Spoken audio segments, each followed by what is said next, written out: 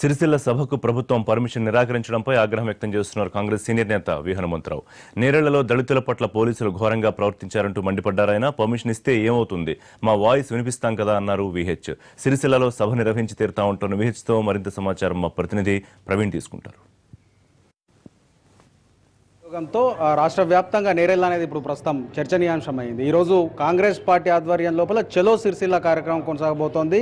ఎట్టి పరిస్థితుల్లో చలో సిరిసిల్లాని నిర్వహించి తీరుతామని కాంగ్రెస్ కార్యకర్తలు నాయకులు చెప్తున్నారు. ఈ నేపథ్యం లోపల ఇప్పటివరకైతే పర్మిషన్ ఇంకా హైకోర్టు నుండి ఎలాంటిది రాలేదు. ఇటు జిల్లా యంత్రాంగం మాత్రం 2 రోజుల క్రితమే ఎలాంటి అనుమతులు ఇవ్వడం లేదని పేర్కొనడం జరిగింది. ఈ నేపథ్యం లోపల ప్రస్తుతం సిరిసిల్ల లోపల పరిస్థితి ఉత్కంఠతగా మారిందని చెప్పవచ్చు. పెద్ద ఎత్తున పోలీసుల బందోబస్తు కొనసాగుతోంది.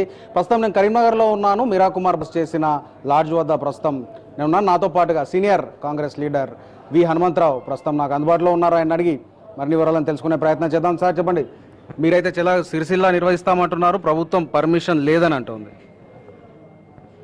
ప్రభుత్వంలోకి కొంత అడ్వాంటేజ్ ఉంటుంది, ఎందుకంటే ప్రజలు మేము ఓట్లు వేసినాం, మా మ్యాండేట్ తోటి గెలిచిండు. ఇక ప్రభుత్వం ప్రజల మీద ఏది దౌర్జన్యం చేస్తుంది అనేది నా ఉద్దేశం. ఇక్కడనే కాదు, ఆంధ్రప్రదేశ్ రీఆర్గనైజేషన్ తర్వాత ఆంధ్రలో అదే పరిస్థితి.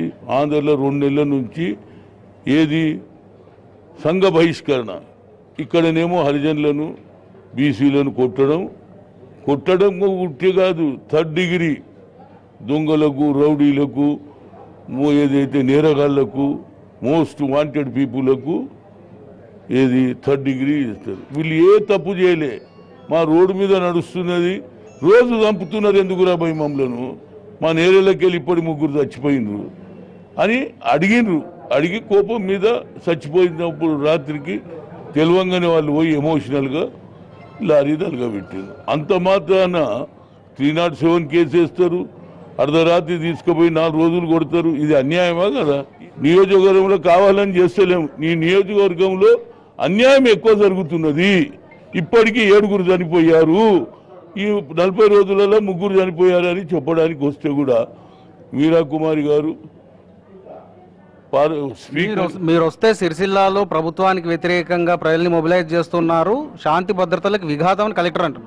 చూడండి, శాంతి భద్రతలకు జీతాలు పెంచినావు నువ్వు, పోలీసు వాళ్ళకు ఫార్చ్యూన్ కార్లు ఇచ్చినావు, ఇన్నోవాలు ఇచ్చినావు, ప్రతి ఒక్కరికి సైకిల్ మోటార్ ఇచ్చినారు. వాళ్ళు బాధ్యత బలంగా ఉంటారు. మేము లా అండ్ ఆర్డర్ సిచ్యువేషన్ చెడగొడితే కదా మీ పోలీసు వచ్చేది.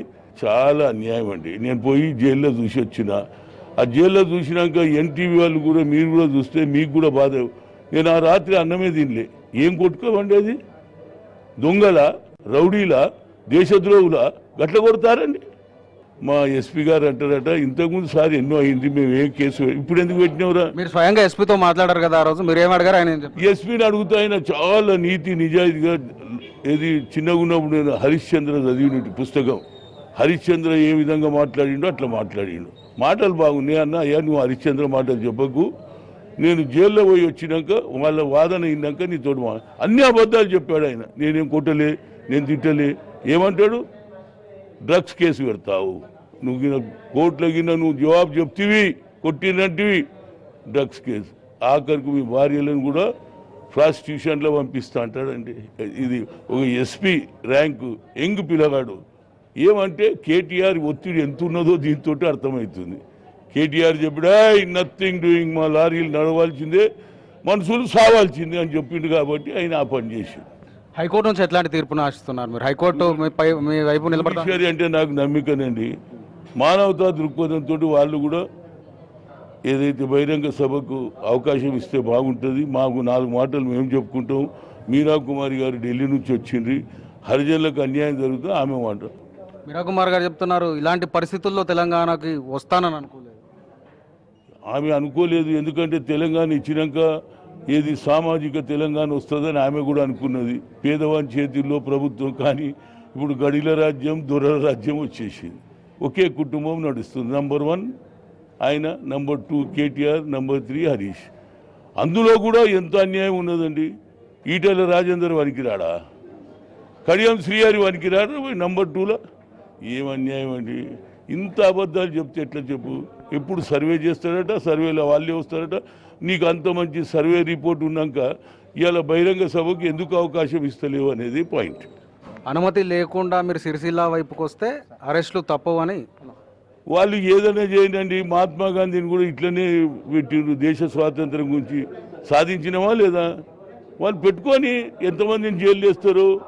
మేము కూడా చాలా రోజులు జైలు పోక నేను పోవాలనుకుంటుంది. కరీంనగర్ 4 రోజులు ఉంటే జనానికి కూడా తెలుస్తుంది, అరే కేసీఆర్ ప్రభుత్వం ఎంత నియంత్రణతో నడుస్తుంది, ఆఖరు హనుమంతుని కూడా జైల్లో పెట్టిండు అనేది రావాలి. ఏం చేస్తాడో నేను కూడా చూస్తా. సో మొత్తం మీద ఇది కాంగ్రెస్ సీనియర్ నేత విహెచ్ చెప్తున్న మాటలు. ఎట్టి పరిస్థితుల్లో సిరిసిల్ల చలో సిరిసిల్ల అనేది పార్టీ తరఫున నిర్వహించి తీరుతామని ఆయన చెప్తున్నారు. అనుమతి ఇస్తే బాగుంటుంది, తమ యొక్క అభిప్రాయాన్ని ప్రజలకి విన్నవిస్తాం, ప్రజలని అక్కడ ఏదైతే బాధితులు ఉన్నారో వారిని ఓదార్చి పార్టీ తరఫున ఆర్థిక సహాయాన్ని అందించే అవసరం ఉందని ఆయన చెప్తున్నారు. కెమెరామెన్ కవితో ప్రవీణ్, ఫర్ ఎన్టీవీ, కరీంనగర్.